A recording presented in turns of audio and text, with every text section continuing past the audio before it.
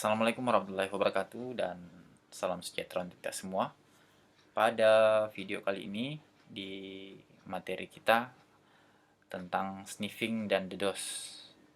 Nah, apa itu sniffing dan apa itu DDoS atau disebut sebagai DDoS attack.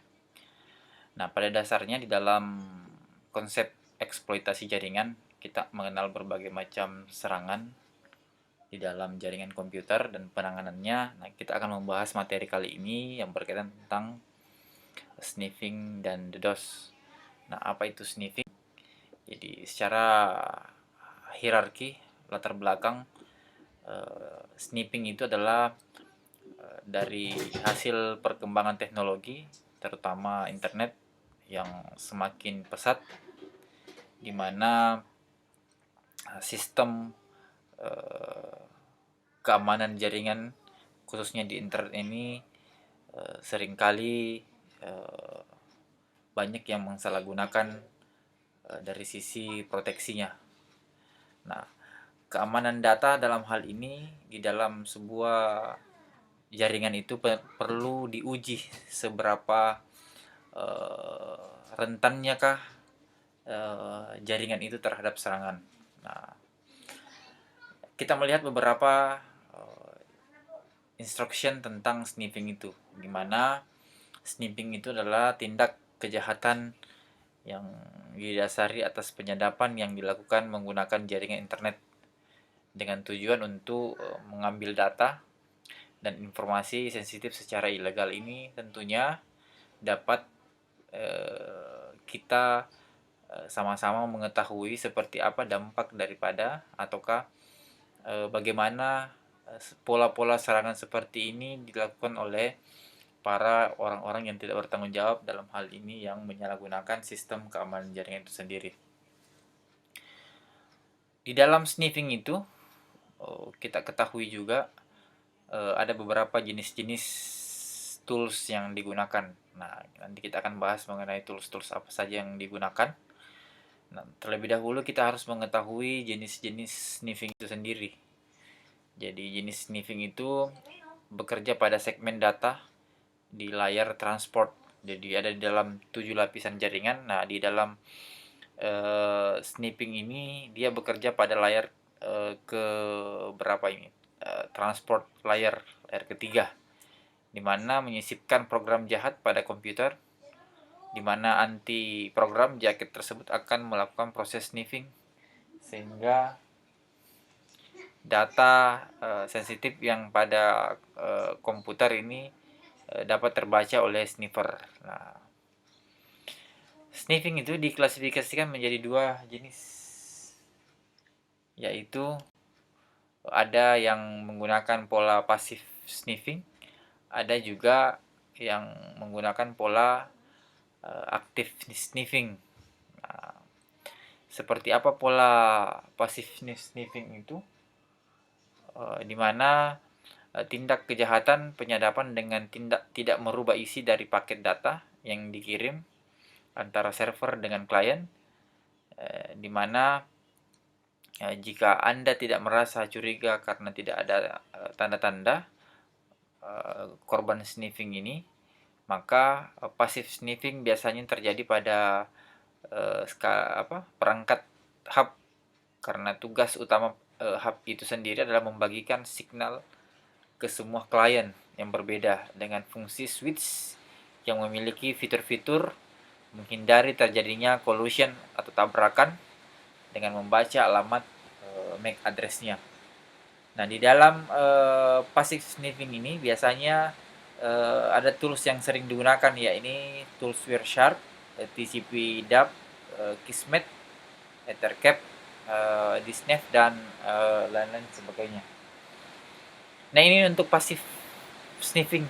Kalau active sniffing itu sendiri adalah kebalikannya dari passive sniffing. Ya, tidak tindak kejahatan penyadapan dengan cara mengubah isi paket data. Jadi tadi tidak mengubah, ini mengubah isi paket data dalam jaringan. Nah, tindakan sniffing ini paling sering dilakukan pada ARP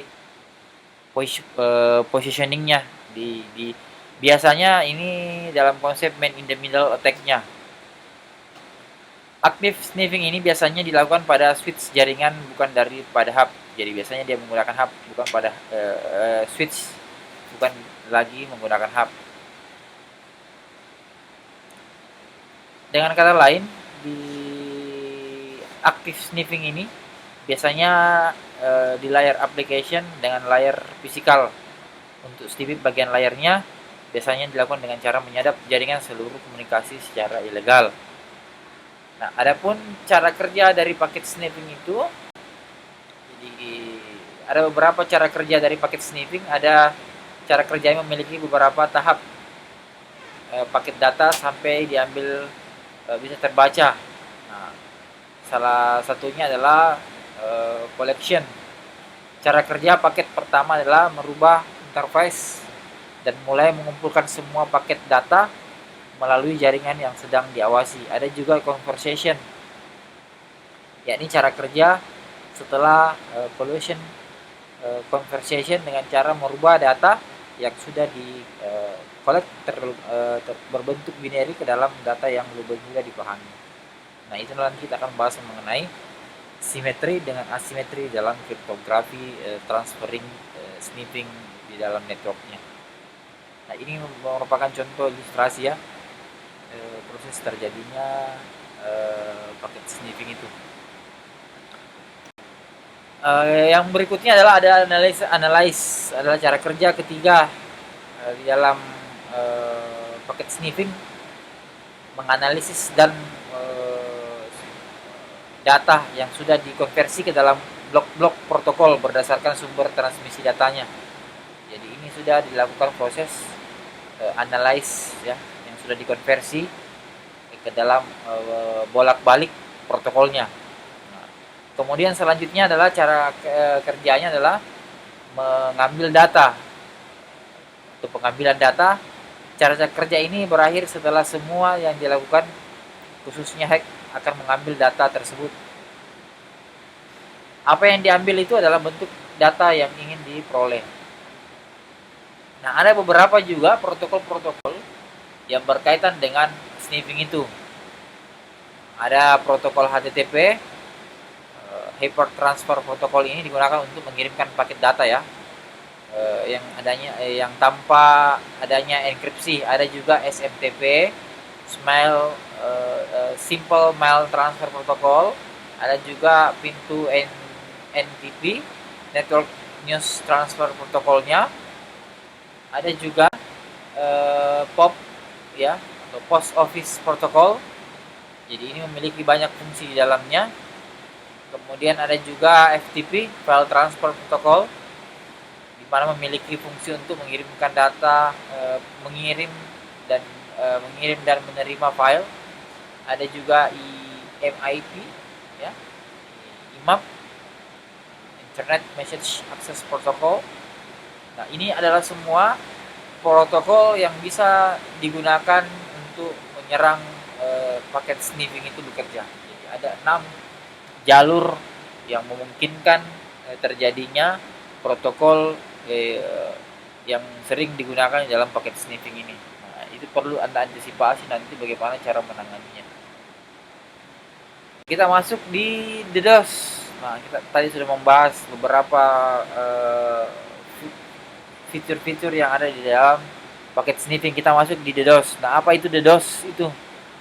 Jadi secara hierarki, latar belakang, DDoS itu Distributed Denial of Service itu adalah suatu tindak penyerangan yang bertujuan untuk membanjiri lalu lintas di dalam jaringan internet. Jadi kita dibanjiri ini arus lalu lintas, sehingga khususnya menjadikan website tidak bisa diakses. Jadi kita dibanjiri, kalau kita melihat biasanya ada website yang tidak bisa diakses, berarti bisa saja itu dibanjiri DDoS.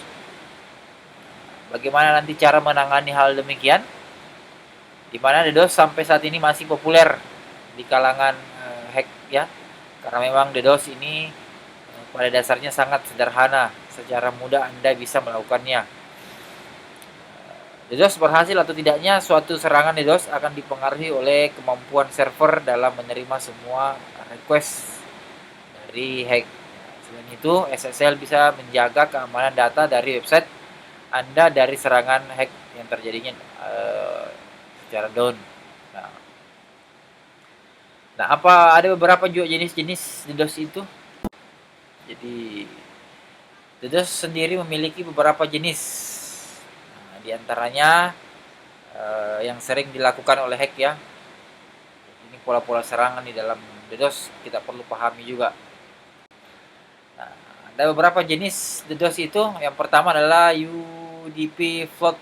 Ya, UDP float itu apa? Adalah pola user diagram protokol di mana bekerja tanpa session dengan cara membanjiri port suatu remote host secara acak. Dengan begitu host server akan bekerja dengan melakukan pengecekan setiap port-portnya. Ada juga eCMP float. Jenis ini adalah membanjiri requesting UCMP secara cepat sehingga bandwidth server Anda akan habis dan berakibat server down dan website tidak bisa diakses. Jadi ini biasanya kita dibanjiri ini. Misalkan ada website yang terlalu banyak mengakses, bisa saja nanti terjadinya proses break atau server down. Ada juga SCN float. Jenis ini mengirimkan SCN request pada server dengan banyak dan cepat sehingga server tidak bisa melayani lalu lintas yang padat dan berakibat website tidak bisa diakses. Nah, ini sudah 3 ya. Kemudian berikutnya ada juga ping of the dead. Ping of the dead ini adalah disingkat di dalam ini menggunakan utility ping secara berlebihan. Jika paket ping maksimal yang bisa diterima adalah 68,536 byte, maka ping of the dead ini bisa mengirim lebih dari harga standar sistem sehingga server bisa mengalami hack. Jadi ini berlebihan ping ya, permintaan. Ada beberapa ciri-ciri website yang biasanya terkena DDoS. Jadi, contoh misalkan Anda sebagai pemilik akun website, perlu waspada karena serangan ini bisa terjadi secara tiba-tiba yang bisa menyasar semua website Anda. Nah, untuk itu Anda perlu mengetahui ciri-cirinya. Seperti apa ciri-cirinya? Nah, berikut ini ciri-cirinya terkena DDoS. Ini terjadi peningkatan data grafik DDoS-nya setiap tahun. Bisa dilihat slidernya. Nanti kita akan menggunakan tools ini untuk melakukan praktikum seperti apa paket sniffing dan DDoS itu bekerja. Kemudian Anda sebagai pemilik website sekarang ini perlu waspada ya, karena serangan ini bisa terjadi secara tiba-tiba. Berapa ciri-cirinya ini kalau ini sistem tak ini sudah merasuki pola serangan DDoS ya, Anda silakan membaca dan memahami apakah ini sudah masuk ke dalam kriteria yang sering kita temui ini. Nah, bagaimana caranya untuk mengatasi DDoS itu? Jadi ada beberapa langkah yang bisa kita lakukan. Step pertama adalah untuk cara mengatasi serangan DDoS, Anda diharuskan menggunakan DDoS protection yang biasa dijual oleh para penyedia hosting domain Indonesia. Fitur ini memang biasanya dijual terpisah ya. Anda bisa perlu menanyakan sejauh mana fitur ini bisa bekerja mengatasi semua serangan yang ada di DDoS. Jadi ini toolsnya banyak ini, ada yang free, ada yang berbayar. Yang kedua, selain DDoS protection, Anda juga bisa menggunakan layanan Cloudflare untuk mengatasi serangan DDoS. Cloudflare ini nampaknya menjadi salah satu fitur keamanan website yang cukup populer saat ini, yang bisa mencoba versi gratisnya ya. Nah, ini beberapa penanganan yang bisa kita lakukan untuk mengatasi DDoS ini via tools semuanya. Nah, itu nanti akan kita bahas di praktikum kali ini. Baiklah, sebagai kesimpulan, di dalam DDoS itu adalah salah satu serangan di dunia website yang cukup banyak terjadi saat ini. Tetapi Anda tidak perlu khawatir karena itu bisa dicegah dengan menggunakan DDoS protection. Selain itu, Anda juga bisa memilih server yang memiliki layanan keamanan memadai untuk mencegah dari serangan DDoS. Jadi intinya, Sniffing dan DDoS ini berjalan pada jaringan internet, khususnya biasa pola-pola serangannya ini ke website-website yang memiliki tingkat kerentanan sistem jaringan yang lemah. Selanjutnya kita masuk di praktikum. Silakan nanti menyimak, membaca dan mengikuti petunjuk yang ada di praktikumnya melalui Google Classroom dengan modul akan segera saya kirimkan. Jadi mohon Anda menyelesaikan materi ini sebagai pengantar di dalam sniffing dan DDoS. Baiklah, lebih dan kurangnya mohon dimaafkan. Apabila ada hal-hal yang Anda ingin pertanyakan, silakan Anda bertanya di kolom komentar ataukah di kolom Google Classroom-nya. Assalamualaikum warahmatullahi wabarakatuh.